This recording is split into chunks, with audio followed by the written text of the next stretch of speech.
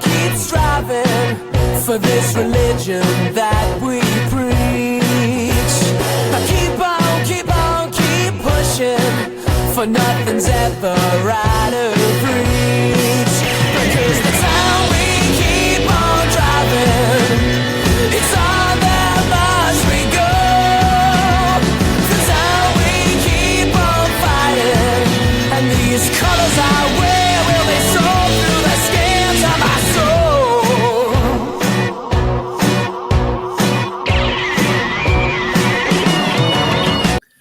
And welcome to another edition of the Luton Town International Podcast. We have 3 games, unfortunately, or losses to talk about, but there's a lot to talk about with them. So we're going to start very briefly with the Barnsley game. Not the Barnsley game. Barnsley? Where did that come from? Brentford game. Well, we get enough players from there, so we should give them a reference every now and again. It's a B team thing this season seems to be. So yeah, we've got the Brentford game. I think bad day at the office. I think we didn't turn up as well as we have been turning up. So I'm not going into too many details on those ones, but yeah, we probably deserve the loss on that one. But Jacob Brown's goal came in, was 2 goals in 2 games, and it's a goal he got absolutely nothing. Yeah, and I think we talked about it before our last podcast ended that we didn't think we'd get anything from Brentford. And it turned out that way. It turned out to be the exact case. I think I remember saying in this podcast that we played the way we played against United and Liverpool, against the so-called smaller teams, we'd be fine. We didn't against Brentford. And I'm not saying Brentford are a smaller team, but compared to the likes of United and Liverpool, I think even Brentford fans would say we're smaller than them as a club. Yeah. Not necessarily worse than them, because United are fucking awful this season, but they're smaller clubs. We didn't turn up against them at all. And Brentford just seemed to be one of them teams that we don't really do well against in recent years. I remember a heavy defeat in the championship as well. It's just one of them things where you put it down to, okay, it's an off day, players didn't turn up. We had bad luck with injuries. Thankfully, none of them were long term. You just put it down to a bad day at the office and you move on. Yeah, I mean, even having said that, so first half, people thinking this is dull, but I was thinking, right, perfect away performance so far, restrictions are very, very little, but then of course Lockie had to go off injured, and that just unsettled us. Yeah, I mean, when you lose your captain, you lose probably your best defender, the guy who pretty much organizes everything at the back. It's going to affect you, no matter what team you are. Like if you're Arsenal and you take Saliba out of that team, does it affect your defense? I think it proved last season that does. Any team that loses their best defender, and in our case, our captain, it's going to be a bad day at the office. It's not the exact way you plan things out. Which will happen occasionally. Yeah. Right. So on to the next 2 games. I'm going to pick out 4 players to mention specifically. We'll go through game by game, but Doughty, Adebayo, Barkley, Kaminsky. Yeah, can't disagree with any of those names. Right. So, I mean, on to the Arsenal game, it's, I was absolutely sick that final whistle, sort of, when that ball went in. We deserve more, I think. So we got to 3-2. I'm thinking, I mean, my source of brother-in-law is, he's an Arsenal fan. He just sent me this text saying, phew. He didn't gloat, fair play, but, and he wouldn't do. And he says Luton are kind of now his second team as well. But it's, but he was a little bit nervous. Now, obviously, it was an open game. I think the first 20 minutes were a bit cagey, but after that, it seems to be you score, we score, you score, we score, we score, you score. It was just absolutely insane. So it was Amazon must have loved that choice of game. Well, they were choosing all of them, but it was going back on the goals. Obviously, Arsenal first. I can't remember too much about it, to be fair. But then we equalised pretty quickly. Yeah, I think it was Martinelli's goal was the first one. And you could say all 3 Arsenal goals we could have defended better for. But at the same point, you look at our defence and how much it costs versus other teams in the league. And yeah, it's going to take time for them to come to grips with the Premier League. And I know we can't keep saying that. We're a number of months, 4 months into the season now. We can't keep saying that. But it is. Like, this is the first time they've come up against Arsenal, a team who pushed Man City nearly all the way last season, a team who has been touted as probably one of the favourites for the league this year. And I mean, yes, it's a learning curve for a lot of these players. I thought the defence Gabriel Osho is a player that we didn't mention, but I thought he was absolutely fantastic against Arsenal. Absolutely amazing. Well, of course, he got the man of the match from Amazon, didn't he? Yeah. And he was also the scorer of the first goal. Yeah. And so we'll go into that. Down to set piece, it was sort of he puts it into the right area, and Gabe Osho seems to be a player who loves scoring in a big game. Yeah, and I mean, Arsenal, I don't know what it was, but Arsenal could not deal with balls into the box. And I think we did it as much as we possibly could, but I would have liked to see us do a little bit more. But every ball that went into that box against Arsenal, for a team that you talk about Saliba and Gabriel being so good defensively, they looked extremely dodgy and shady. And so did their goalkeeper. I know he's been dropped for tonight's Champions League game, but he looked extremely dodgy. And that's the kind of thing that you want Doughty then to just keep whipping them balls in. Just keep putting them balls in, because Eloy was getting on them. Osho got on the end of one. We have big defenders that when it comes to set pieces can get up there and can do stuff like that. And Osho's proved before in last season in the playoffs and whatnot that he will score goals on big occasions. Yeah, I mean, I think you had the scum game, you had the playoff game, you got goals in both of those. Mm-hmm. I think he actually got the ball in the net in the playoff final as well, I think. He did, yeah, and it was called off. Yeah. Rightfully called off for offside. Oh, it was rightfully called off, yeah. But he just seems to be able to pop up and do that. It's so of course we scored, obviously going to the break, and they scored just before the break, didn't they? It was which I think we deserved to give them 1-0, but it was thinking, okay, so what way do we go from there? I mean, Kaminsky's made some very, very good saves in the meantime as well, so obviously I mentioned that. So a couple of superb saves, obviously. We're never getting Garth Cook's team of the week because Garth Cook's is basically a cunt, so. We'll just continuously call him a cunt on this podcast every time we record. Yeah, I think that's fair. One thing I will say about the Arsenal game was the first league game, I think, this season I can remember. Maybe I'm wrong. That was on a Tuesday night. And we obviously recorded on a Tuesday night. And you are very adamant that we don't record on match days. And I'm very much riling you up, going, there's nothing in it. It's not, you're just being silly. It's all superstitious. There's nothing in it. Last week was the first time ever that I'm glad we didn't record, because I don't know if I could have said anything. Like, when that game finished, I think me and you were texting, but other than that, I literally just sat there in my living room, quiet, for about 45 minutes to an hour. I think it's one of those goals coming in. The last time I felt that way in the last minute goal coming in was the Blackpool playoff final. Yeah. Semi-final. Semi-final. It went in and you're just thinking, right, did I just see that? And it's just that complete disbelief and everything else. But yeah. And I think even the Blackpool game, there was a little bit of time left where we could have snatched something, but this was just like literally the last kick of the game. Like literally, they got the free kick right on the 96 minutes. And I know there's been a number of things that, the referee should have blown the whistle and when the ball came back out of the area the first time. But I mean, honestly, when you look at the time that was, I don't want to say wasted, but the time that was added on at the end of the game due to the time that was taken up during injury time, it was probably right. He probably played the right thing. My main problem with it and my main concern with it is that in the first half, he blew the whistle 5 seconds before the 5 minutes was up. Yet Arsenal goalkeeper took 20 seconds over a goal kick, and the referee stopped the game for 40 seconds to book Jesus and then restart the game. So you'll often turn around and say, "Oh yeah, the first half and the second half are different." It's always been that way. It's just different. It shouldn't be though. It shouldn't be. But yeah, that's what I'm saying. Like, why? Why is it any different? And my main problem with it again was at that point when he blew the whistle in the first half, Doughty had the ball on the left hand side for a throw, and yes, it may have come to absolutely nothing. But what's to say he doesn't throw that ball in? We get the ball into the box, or we get a corner, and they let us take the corner when we score from the corner. It's all ifs and buts. But yeah, I mean, that was just absolutely heartbreaking. It's kind of difficult to moan too much about 90 seconds at the end of added time, but still, it's frustrating. But I mean, obviously, we've skipped out some, some of the more positives there, so we'll go back to them. So obviously, they score again. Adebayo comes into the starting lineup in place of Colton, And I'm thinking, okay, got to freshen things up, but he's got some confidence going now. I mean, he's got the height as well, and when you get a ball like that, so yes, Raya flaps, but I think Rob Edwards said, well, we kind of targeted him to a certain extent, and I think that would be the right decision. But the call comes in and sort of take nothing away from sort of Elijah.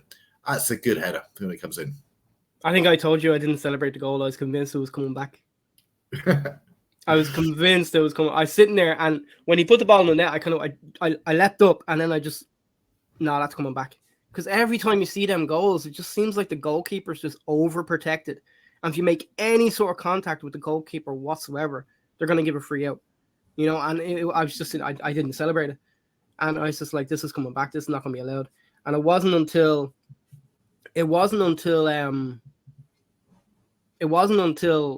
they actually kicked back off that I was like, oh shit, they actually allowed it. Yeah, I think you almost get to the stage thinking, right, just please bloody kick off now and just put us out of our misery, just in case it's when they review things. And then it sort of, 2-2.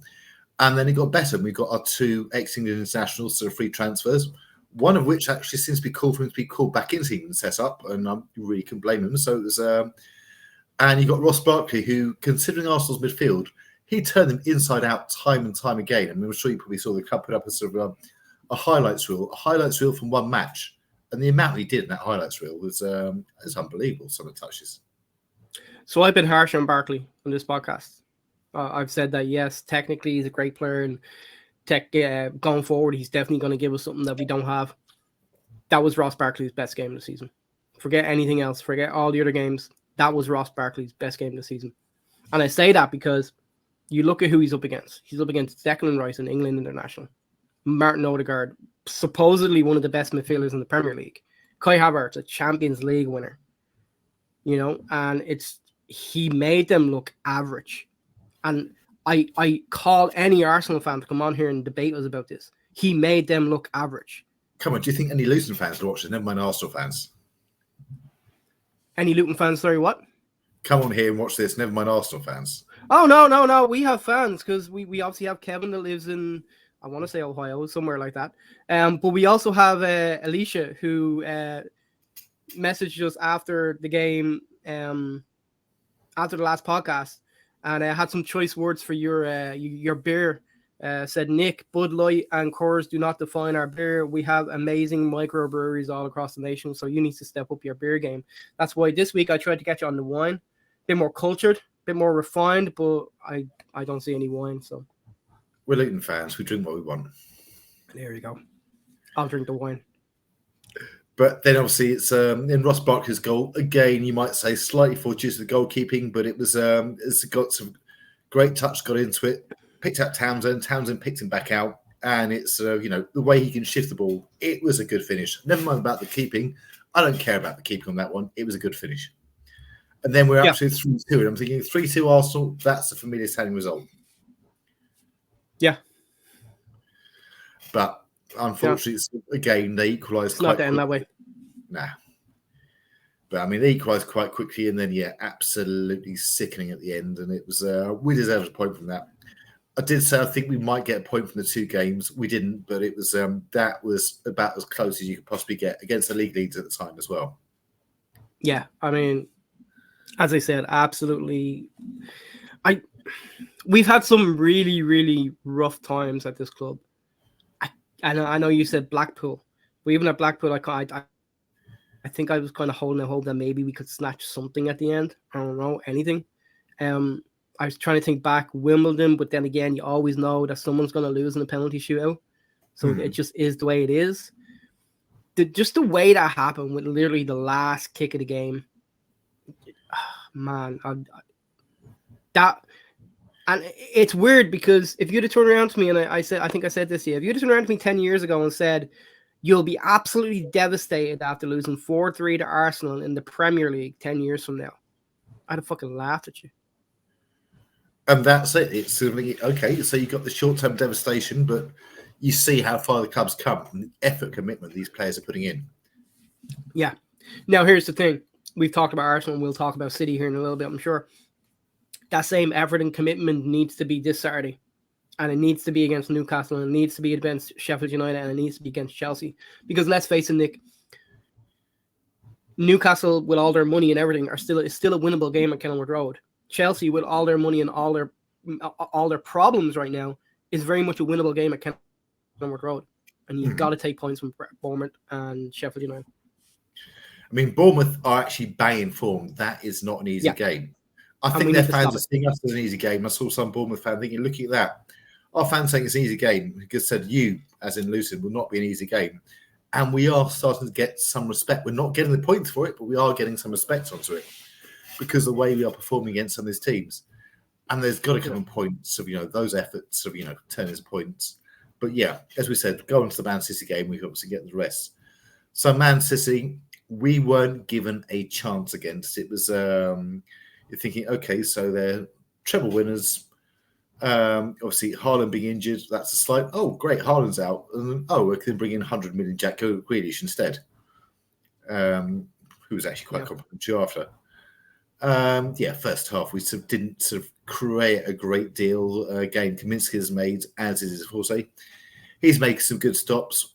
We probes and then injury time. I know Pep was saying too much injury time. But you've got Ross Barkley, again, turns this world-class midfield inside out, finds Doughty, finds Townsend. Townsend's across absolutely perfection. And there's Elijah, confidence way up, straight in. Yeah, and I mean, that finish was a finish of a striker with confidence. And I think that's maybe where he gets the nod now above Carlton, is that the confidence. The confidence is definitely there for Eli. And, I mean, again, you're coming up against a City defence that is it's not United's defence. It's not Maguire and freaking Evans or Lindelof. It's Ruben Diaz. Probably one of the best defenders in the world right now, and again, Eli just no problem. I'll take it. Just put it on my head and I'll beat him to it, and I'll beat him in the air and I'll put him in the back of the net, and it gets to half time. You're thinking, okay, we're goal up against basically the European champions. You're thinking they're going to throw everything coming at us there. So obviously they did do that. It was nice. It was nice to dream. Obviously, it's not going to be something years young. So we were leading Man City once. It's because I think we're better than that. But it was obviously they get the goal back. They got the first one back. I thought the referee would have probably given a penalty, whether it's justified or not, before they lashed it in. And it's a great strike. Kaminsky can do nothing about it. And then, unfortunately, the second there was a hint of handball, but VAR looked at it, so it's possibly shoulder or head or something like that. Yeah. And then Mengi just slipped. It was who's been fantastic, but he just slipped at the unfortunate moment. And Grealish has got an easiest chance. I mean, I saw the paper saying it was Kaminsky may have thought he could have done better, which, you can see that, but it is close range, and it's you've got to play potential to keep as well. Yeah, I mean, it's a good finish by Grealish, and you don't take anything away. City's 2 goals were good finishes. Yes, we made mistakes for both of them again, but I mean, that's why they're City. That's why they're the treble winners. They take their chances. There's no messing about with them. They take their chances. That game though changed at halftime. That game changed as the teams were walking off the pitch, and Pep talked to the 4th official the whole length of the pitch into the dressing room. That's when that game changed. I'm not saying City wouldn't have come back and won anyway, but that's when that game changed. Pep is an absolute. I remember I remember growing up, everyone used to talk about United and Ferguson, and the players in particular, Keane, going after referees and getting in their ear and stuff like that. Pep's the fucking master at it. Look at any game where he thinks he's in trouble at halftime. When he's walking to the dressing room, he's talking to the ref. He's the absolute. Again, I'm not saying the result would have been any different if that didn't happen, but you cannot tell me that those referees didn't have something in their ear halftime, and 1 or 2 50-50 tackles go City's way in the second half. Yeah, I mean, as it was, there was one that didn't go all their own way, which you looked at, I looked and I thought we're down to 10 here. It was, Brown. Yeah. He got the ball. He didn't get any of the player, but the fact I think he jumped in 2-footed when they're reviewing it. I think as soon as they start reviewing that 2-footed, you think that's going to be a red. Yeah, and as soon as VAR came up checking for a pass or a red, I was like, he's gone. He's off. Forget about it. Like, not a chance in hell. He's staying on the pitch. But he did. It wasn't the best tackle. It was like, as you say, yes, he got a bit of the ball, but again, you don't go in like that because you know you're always leaving yourself open to get a straight red with something as dangerous as that. You just don't do it. I mean, I had a quick look on the Man City forum after, and on the facts, I think that basically the general theme seems to be our fans are cunts, our players are cunts who kick people, and we're a horrible little club. I just put that on the Outlaws, and everyone looks good, absolutely fantastic. We got right under their skin. Like, what do you if you're Man City and you're playing, and I know this is different, but you're playing an FA Cup tie against a lower league team, what do you expect the lower league team to do? Do you expect them to play football with you and get beaten 5, 6, 7-0? Or do you expect them to be? I've got absolutely no issue kicking lumps out of the opposition or something. Get physical with them, play to your strengths, play direct, and try get something. And that's ultimately what we did, and we nearly got something. I mean, the best comment I saw was the fact that it's basically we were sort of, we were diving and rolling around all over the place. I'm thinking, I'm sure there's in the first half, Alvarez went down so bad injured, he rolled to one side, then the other, then back, then back, then back, and back again. I'm thinking, if you're that badly injured, you can't roll around that much. And here's the thing: as much as City went, like you can say, they rolled around and they feigned injury, they didn't do it as much as Arsenal did. Every time Arsenal, anytime a Luton player seemed to get anywhere near an Arsenal player, if they breathed on them the wrong way, Arsenal player went down and just started rolling around in agony. Martinelli was probably the worst if I'm being totally honest. And after watching that game, like, and again, the way it ended may be clouding my judgment. But I think if Arsenal lose the league this season, it'll be because they're not physical enough. They can't take those physical teams. It definitely upset both sides. Just on a slight side note, there's a whole rolling around or diving. You think, at what point does that get coached into people? Because I played football. I'm sure you have when you're a kid. Mm-hmm. I'm thinking you would never go down and sort of, fake injury. I think once I had somebody went down and sort of, rolled around in agony, but he was actually taking the piss. And the PE teacher then actually sent me off for it, which was interesting. And we both looked at each other and go, what the hell was that? So, I'll be honest with you. If growing up when I was playing it, if someone on my team had done that, I literally would have been like, get the fuck up. Don't ever do that again. Yeah. And I don't know. I don't know when it was. I don't even think it's trained into them. What I think it is now is you're told if you feel contact, go down. Because there's always a chance you'll get a free kick. And I think that's what it is. I honestly think that's what it is. Like, people are just kind of like, oh, I'm feeling a little bit of contact, so I'm going to go down and hope for a free kick. But some of the ones we've seen, not just necessarily those two games, but it was there's going down to get a free kick or a penalty, and there's going down to try and get an opponent sent off. Mm-hmm. I think something in the World Cup, a couple of World Cups back, there was one of the Brazilian players. He basically, the ball got hit into his leg, and he went down clutching his face in agony. Neymar. Is it Neymar? I think it was Neymar. Neymar. Yeah, because there was a big deal made about it over here. He's such a good player. He's such a good player. He doesn't need to do it. I think it was Neymar. Yeah, I mean, I don't know when it happened. I really don't. But it's something that you have to get used to in today's game. It sucks because, like, I can't remember the amount of times I yelled at my TV screen during the Arsenal game.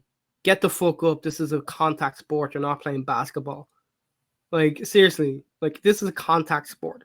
If you don't want contact, don't play football. It's a contact sport. You yelled all that out? You actually yelled all that out? I yelled, get the fuck up. This is a contact sport. It's not basketball. But, like, you got to agree with me. Like, it's when we were growing up, football was very much a contact sport. And growing up in Ireland, one of my favorite players growing up to watch was Roy Keane. And one of the reasons I loved Roy Keane so much was because he was everything that I thought football should be. He was good on the ball. He could pass it. He wasn't as bad as everyone thought. He was very, very good on the ball. But he was hard. He could take a tackle. He could give a tackle. And to me, that was football. He also had a nasty streak. He had a nasty streak to him as well, though. I mean, he had a nasty streak. And honestly, that endured him even more to me. The fact that he was a little bit nasty. I think there's a little bit nasty, and then there's basically what he did to Haaland, which was basically, I'm going to go out and end your career. That's just... Well, he didn't end his career. He played a game after that. But, I mean, we're talking about nasty players. We're talking about nasty players, and we had Kevin Nichols. You know? And don't get me wrong, like, this is not having to go at Kevin Nichols. Nico was one of the finest players to ever play for Luton. Gave everything for the club, heart and soul. But if you're talking about players who were hard or considered hard, it was Nico, right? It was Kevin Nichols. Well, I mean, there's players who are hard, players who are considered hard. I mean, there were some players who got considered hard who weren't, like Vinnie Jones, sort of tried to forge your reputation. But then you had the likes of Mick Harford, who actually was hard. Yeah, exactly. Like, we've always had that kind of hard man mentality. And I know Wimbledon always got tagged with the crazy gang label, but I think that was just because although we had hard players like Harford and whatnot, we also had that skill. We had Ricky Hill. We had Brian Steen. You know, we had Kingsley Black. You know, so although we had those players like Foster and Harford, and Jesus, going back to the 80s now, Foster and Harford, who were like big, physical, tough players, we also had the Hills and the Blacks and the Steens. I mean, obviously he said 3, but I mean, so those last 2 especially, that is basically, as Rob Edwards said, the narrative is changing about us. It was, then Mika Richards and actually all the match the day through, they said, no, this is what Luton are about. This is what they're trying to do. We'd actually sort of, you know, the problem is we're getting cut adrift a bit. And it's sort of, actually all the bottom 3, I mean, horrendous results was over the weekend generally, but it was, the fact is they're saying, right, we've got an identity. We know what we're trying to do, and we are competing. We're competing against these sides who are competing for Champions League football. Yeah. And again, it won't mean anything if we go to Bournemouth on the weekend and get rolled over. It won't. And we've been fantastic against City. We've been fantastic against Arsenal. We were fantastic against United. We were fantastic against Liverpool. It won't matter if we don't get anything from Bournemouth and we don't get anything from Sheffield United. And I know it's away from home, and I know they're tough games, but... And they are informed. But, I mean, just as I think, as you said, the narrative, it was basically, it came to the season. I mean, some have said, oh, I can't take them seriously. Everything else, oh, we get stuffed every week, but we're not getting stuffed every week. We're not picking up enough points, but we're not getting stuffed every week. And I think that is a testament to Rob Edwards and the team. I don't think I ever thought we'd get stuffed every week. The last 2 games, yes. I did not think they would be as close as they were. But by the way, the City game, the biggest compliment Pep Guardiola can give you is taking off Phil Foden with 4 or 5 minutes left to play and bring on a defender because he knows he's under the cosh and he knows he's got to see this game out. That's the biggest compliment you can get from a manager like Pep Guardiola.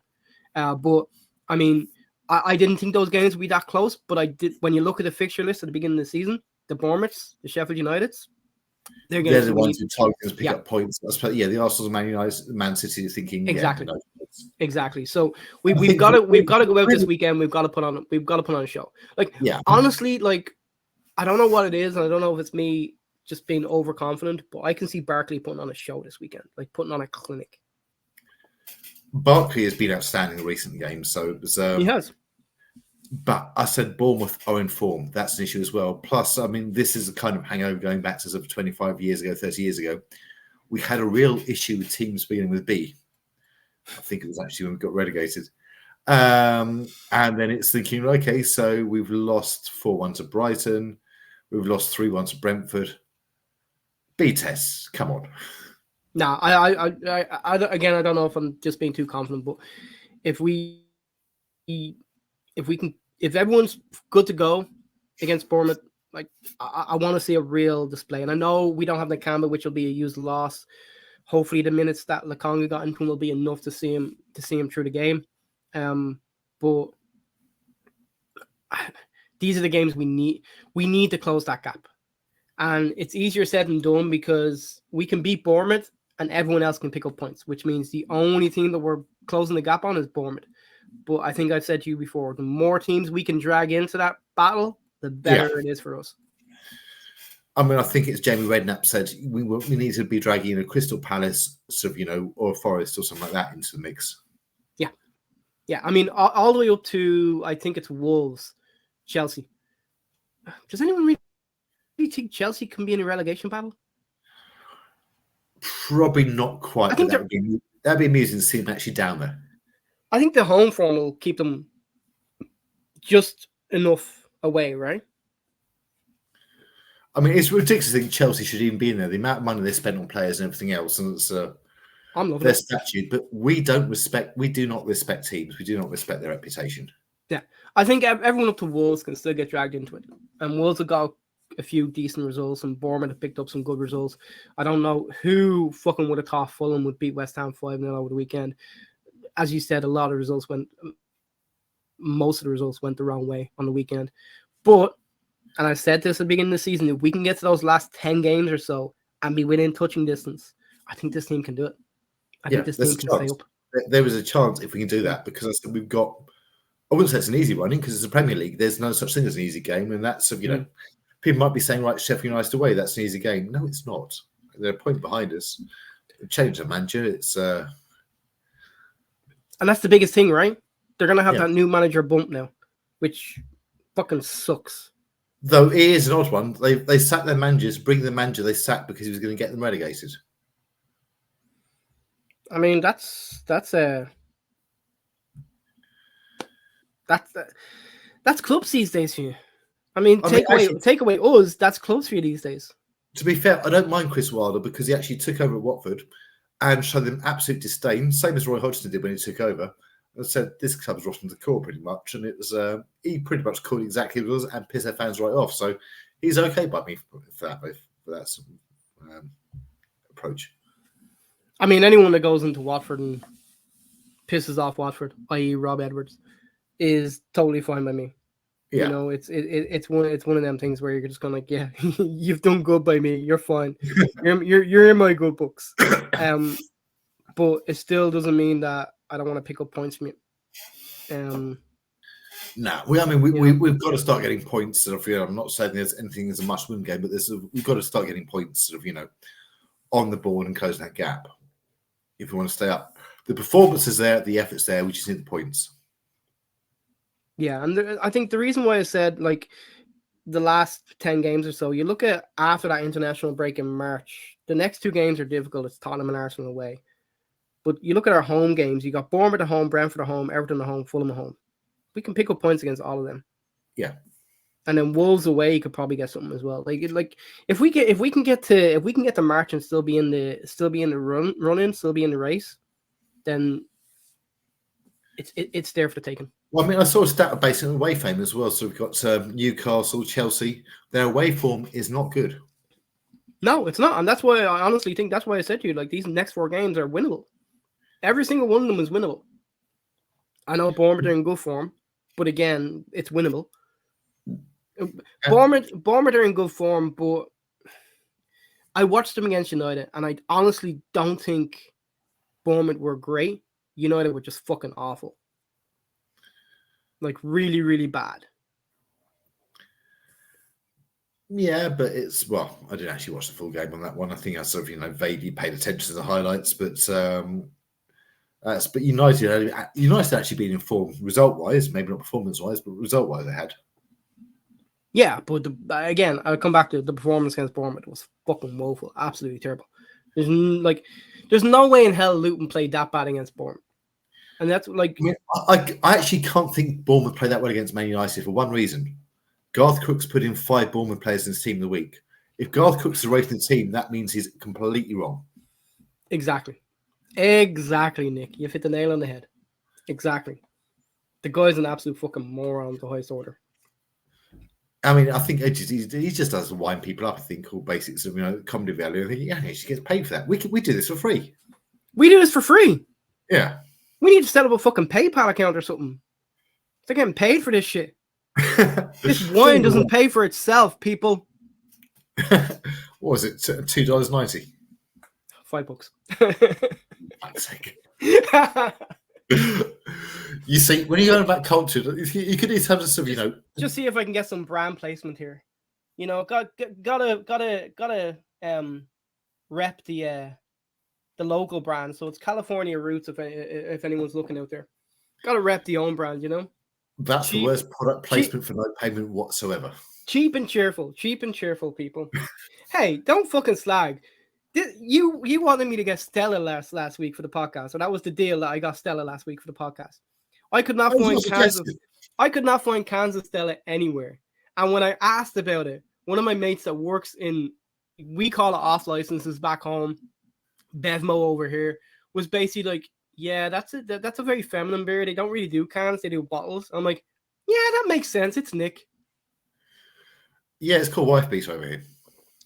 Apparently, it's not the same thing over here, Nick. Don't ask for Stella when you come over here. There'll be a certain ring to you.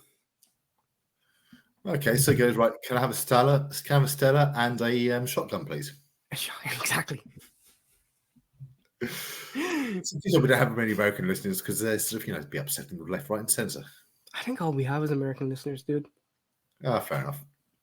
I don't know where Alicia's from, but actually, she has to be from the UK because she gave out about your beers, so she's got to be from the UK. She said there's a lot of microbreweries. You need to up your game. I can't my game. I'm just the cheap, easy drinking stuff here. Stop being old. Stop being old. Stop being set in your ways. Yeah. Right. So I mean, obviously, there's actually one final note on those games. It was I think the Guardian's reports. I sent you the link on it. Mm-hmm. They said Arteta's not Arteta. It's the Arsenal manager. Basically, so he said he's Emery. No, yeah, Arteta, not Emery. Yeah, Arteta. He said he basically sort of he tries to put his players in positions for games. So, for example, Liverpool, he played "You Never Walk Alone." And the suggestion was Luton, he'd been better off basically getting 400 extras or whatever to scream their faces during the training. I love that quote. I mean, it's one of the things, like, I watched the Crystal Palace game with one of my brother-in-laws. And that was the same day as the City Liverpool game, I want to say, right? Mm-hmm. Was it City Liverpool? Yeah, City Liverpool, I think it was. And we watched that game, and then we watched the Luton game. And he was just kind of like, he turned to me and goes, are all soccer pitches, American what I say, so this is him talking. Yeah. Are all soccer pitches the same size? I'm like, yeah, for the most part, like the dimensions have to be roughly around. It has to be within there's limits. There's about a 5-yard limit. Yeah. But it has to be within reason. He's like, oh, and I'm like, why? And he's like, because that pitch looks a lot smaller than the other pitch. And I'm like, it's not that smaller, it's that the crowd is so fucking close to it that it just makes it look smaller. The crowd is so close to the pitch, and between the touch line and where the fans are, there's like no space whatsoever. I mean, I think a perfect example is we can't even take, like, we're the perfect team to deal with long throws because you can't take them at Kenilworth Road. No. You can't get far enough back. Well, you can. You're just in row C by the time you start. Exactly. And like it's just that's the image that Kenilworth Road gives, and it's fantastic. It's absolutely amazing. Like you could see it, like against Arsenal. Like every time Arsenal had a throw, people just up in their seats, giving the Arsenal players loads, and you're just kind of like, yes, that's what we need. Every home game from here on out, and it's been that way from all the season, the whole season, but just in their face, screaming, giving them abuse. Obviously, keep the abuse to a PC level. But that's what you need. That's what you need every single game. I don't think our fans are ever going to keep it to a PC level. PC enough. Don't do anything stupid. You know what I mean, right? Well, don't grab the players, basically. Yeah, don't do a Sunderland again. Right. So, I mean, obviously, that's on the games. A couple of final points. Stephen Brown's program notes. Obviously, I think it's people would read them if they want to, but I thought that was absolutely fantastic. It was so barbed. It was so critical, but it was so unstated the way they did it. So, knowing Stephen Brown, you know exactly what is going through his mind. And you can actually read it on those ones. People think, oh, okay, maybe overacting. They're not. He meant every single word there, and it was brilliant. It was one of the finer reads this season. And as you said, you knew exactly what he was getting at. But I dare anyone to pick out a part of that program and say that's not true, or that's a lie, or that's fabricated. I mean, I like the part he goes, okay, he's got a certain grudging admiration for any Man City fans who are still holding a grudge after we relegated them in 1983. He goes, because that's something that's actually passion that's forgotten. And I think he's got that spot on as well. I mean, honestly, coming up to that City game, like, when we didn't record last week, but if we were talking about that City game in the roll up to the City game, one of us would have mentioned Pleats jig. Let's face it. It's just Radiantic goal. Like, it's just the way it is. Just like the build up to the Arsenal game. It's like you just talked about it. 3-2 has a certain ring to it against Arsenal, and it does because of the League Cup final, and there's nothing wrong with that. City are. I heard this great saying on an American sports talk show, and I think it suits this really well. In the American sports scene, but we'll say for example, in the Premier League now, you've got old money and you've got new money. Old money being Luton, who do things the right way, who are trustworthy, who stand by their people, who go about things the right way. And you have new money, the Saudis, City, FSG at Liverpool, Glazers at United. Who are only worried about one thing. They're only worried about how much money comes back into them. How much money they can make. And I think Steve Brown actually says chasing fool's gold, I think, was the reference he'd made that mentioned the teams. Yeah. And, it's kind of like City are new money. And I feel bad saying that because you look at City over the years and until they got this money, where were they? Like, they were lower than us at certain points, Like, they went down to the Championship. They went down to League One. They were in an awful state. They climbed their way back up, and they climbed their way back up. And then they got the money. Yeah. And all of a sudden, there's this new influx of fans, of just everything around the club. They're new money. All them, like, you could probably talk to 90% of the City fans that were there on Sunday, and they would not have any idea about David Pleat's jig or the last day heroics of Radiantic. Like, none of them would, But the old school City fans who probably, I don't want to say can't get tickets because City don't sell out their ground, do they? No. Yeah, so they're not necessarily that they can't get tickets, but are probably in a stage of their life where they're not going every week. They're the ones that remember it. Like, they're the old school, true hardcore fans, and those ones are going to remember it. But City's fans now, like, you look around City ground, they're not even selling that one. It's just kind of like it's like watching a group of people at a tourist park. Well, I think one of the other comments I saw is they said about our fans, strange set of fans, first set of fans who don't have their own songs who just scream all game. Right. Okay, so because we don't have any choreographs, something. Right, so they sung even less than anybody else. And Premier League fans, a lot of them, of some notice, do not sing at all or make any noise. The fact that away games, we've got 3,000, they've got 30, and you don't hear them at all. It's Fulham was probably the worst example of that one. But it's just kind of odd situations. Oh, well, they don't have songs. It's not a fucking choir. It's a football match. Yeah. If the best way to get in people's faces is to scream their ears all game, that's what we'll do. Next, they'll be trying to piss you off by saying we should get a drum. You know exactly my rules on drums. They should be kept for bands. Well, actually, I was going to say, you've got a fire safety test. If you want to get a drum into the ground, fire safety test, insert it through your arse, out your mouth. If you survive that, then you can take it in the ground. For anyone thinking about getting the drum in the Kenilworth Road, Nick is very, very much anti-drums at football games. Well, you do realize. Do you not think it adds an atmosphere? You do realize Luton have actually banned instruments. I'm not saying what they did or didn't. I'm asking you a question. Do you not think it adds atmosphere to the games? Like, you look at the ones I'm thinking of are like the outside of the Premier League games, like the Serie A games and the German games, the Bundesliga games, stuff like that. Like, you hear drums every now and again there. Do you know, like, MLS have drums? It's fantastic. Creates a great atmosphere. Sorry, Marks and Spencer have got drums. What the fuck are MLS? the shops? MLS. Oh, MLS. MLS. Well, I can say, if you need a drum to create an atmosphere, you need to have a look at yourself and get a voice. I'm just saying, like it means people are going to shout louder. They're gonna sing louder. We need some songs, Nick. We need to start writing. I would like to think this is the worst attempt at trolling ever, but it's actually done a lot worse. I was just gonna say, you know me too well. Yeah. Right. That wasn't even in the top 10. No.